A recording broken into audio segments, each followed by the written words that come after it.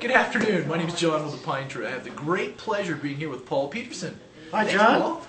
Nice to see you. Now, for those of you that don't know, Paul is the guru of cross country of all things. You know, I mean, you're pretty famous for this stuff, aren't you? I've been called worse than guru, that's for sure. I don't know about famous, but okay. I've been doing it a long time. But you've written books on the subject, and you've been doing it for years. And I've definitely trained and authorized to speak to cross country and get people excited about it. It's a great sport. Now, how many? I'm throwing stuff at him here now. He's going to be mad at me later. But how many years have you been cross country skiing? That would be about 46. 46 years. Yeah. Wow. Yeah, that's a pretty good run. Oh yeah. There's a lot of people have been doing it longer than that, but no, it's been a big part of my life, a long time. Very cool. Now, you have a big event coming up this weekend, right? Yeah, we've got the 35th annual Bjornm. Okay. I skied in the second annual. That's when I kind of first got interested in that race, and now for the last 30 years I've been involved in putting it on. Right. So we got 35th annual Bjornm, which is a Norwegian word for bear race. The bear race. So Bjorn equals bear, Loppet is race, and so that's that deal. The culture of cross-country skiing in Bear Valley is Jan Perelius was a Norwegian. He brought all the wooden skis in when he started the sports shop back in '69, and we had Ragnar Håkansson and Jan Perelius and Eva, and so it's a long tradition of sort of Norwegian heritage here. And, right. So we kept that Bjornloppet name. Now, in some ways, I guess the cross-country heritage in the Bear Valley area has predated the hill and everything, right? As far as... Well, when Harry Shipke and the Forest Service guys were first coming up here to explore, they're basically on cross-country gear, or what we call backcountry skis at this point in time. So, they had to wander around without the lifts, and now we call that backcountry skiing. And it's a form of, cross-country has all sorts of different aspects of it, and backcountry is just one of them. And so that's certainly, 40, 50 years ago what we're doing. Now, your facility here is one of the nicest on the West Coast, isn't it? I mean, you have how many miles of trails you have here? Well, there's over 40 miles. It's very large, especially for, we're at the end of a long highway. We're in the least populated county in the state. Some people think I'm insane to have such a large trail system here.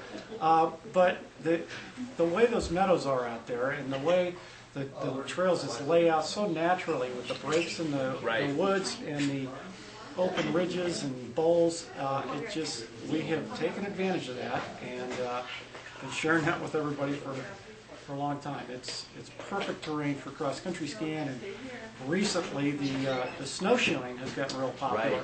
So we share the same trails. Snowshoers, skiers get to do the same trails, and there's 35 of them. There's 4 huts out on the trails. And we have a great reputation. It's very few things that we can be the best in the world in our lives. And one of the ones that we can be the best in the world here in Bear Valley is with our ski trails. And so that's world-class terrain. That's very what it cool. is. Yeah. Very nice.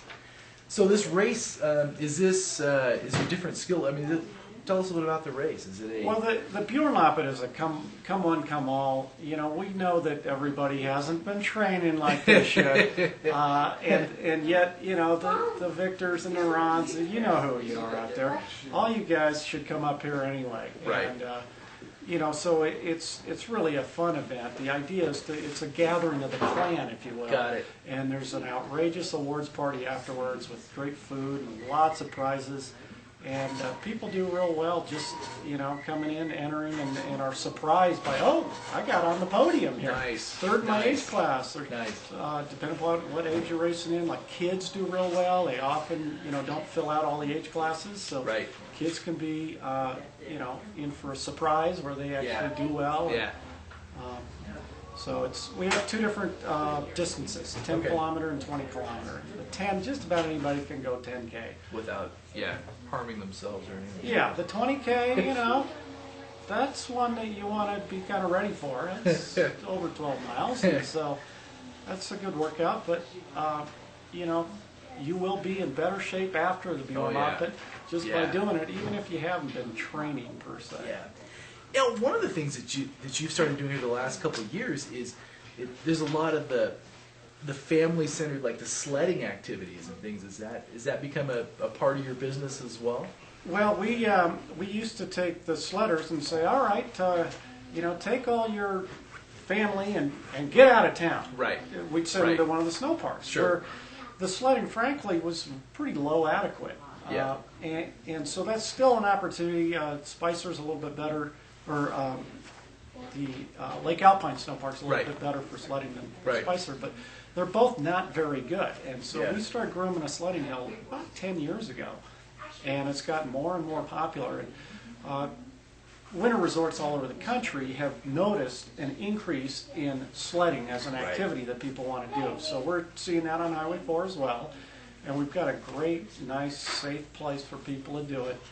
And it's open every day. And it's been a nice sort of adjunct to the cross-country trails.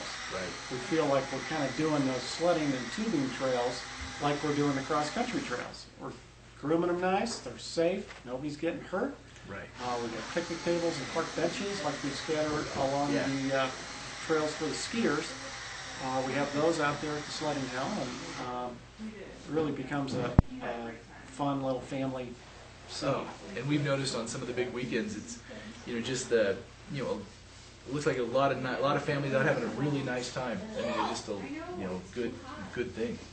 It's especially when the weather's good, or even if it's bad, like if it's a bad day at the downhill mountain, a little windy, or you got a big powder day and you don't like powder, then the sledding hill, we can open and invite people down for that, and they've got a nice viable alternative. Sure. Made it all the way up here. Now they've got something fun to do. Yeah, because especially with families, you got to get the kids to do the activity. Oh yeah. You're not a successful parent. That's right. That's so right. Get them out there, get them tired, and they put a smile on their face, and the sledding hill is great for that. Now, what else is in this? As we head down the heart of the into the season, what else you got going on? Is it fun stuff? Well, just our whole facility, which will include the sledding and tubing, the cross-country skiing and snowshoeing, our warming hut cafe, which we now call the Meadow Cafe, all the ski trails. We're planning on keeping all that open until April 20th. Okay. We've got plenty of snow, and we think we're going to lose interest after that time. Right. My guess is we'll shut down with 5 feet of snow on the ground on April 20th. So between now and then, we've got this Bjornm race this weekend, which is both Saturday and Sunday, a couple different races. And then the next big event after that is a gourmet ski tour. Nice. And there's actually still some room in that one. Nice.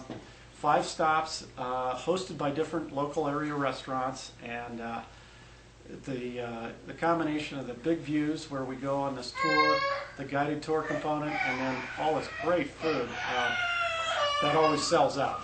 That's if you can handle intermediate or better terrain, that's all we ask is that where we go, we can't handle first-time beginners. So if you're a first-time beginner, come up, take a lesson, and get to be an intermediate before March 30th. When we have that gourmet you still got time. Yeah. You got time. Yeah. You can train for that one if you're not going to train for the Bjornm. But that's a popular culinary event. And then we do have another race in April named after Tom Reichley, who passed away a number of years ago. His son actually is the golf pro at Sequoia Woods. Oh, really? Bob Reichley. Yeah, and so we have Tom's race. That's what is that? April 5th. Looks like that's 10 kilometers. It's for people that stride. No ski skating allowed. Oh, so just it's strider. Yeah, okay. So that's kind of our season closer for special events, and then keep an eye on us for Easter. It's a little early this year, but we've been known to have little Easter egg hunts on Easter Sunday and win some nice prizes and have a nice fun activity for the kids. Now, for people who are thinking about things to do in Bear Valley, I mean, you guys just shift gears for a few weeks, and then it's off to the summer activities with all the cycling and kayaking and everything else, right? Isn't that the... Well, we are just an awesome sort of center to get out on the trails, the lakes, and there's a lot of different ways to do it. The main ways people do it is they hike into the two wilderness areas, they kayak into the various lakes. There's 4 lakes within 12 miles of Bear Valley that are significant, substantial kayaking lakes. Right.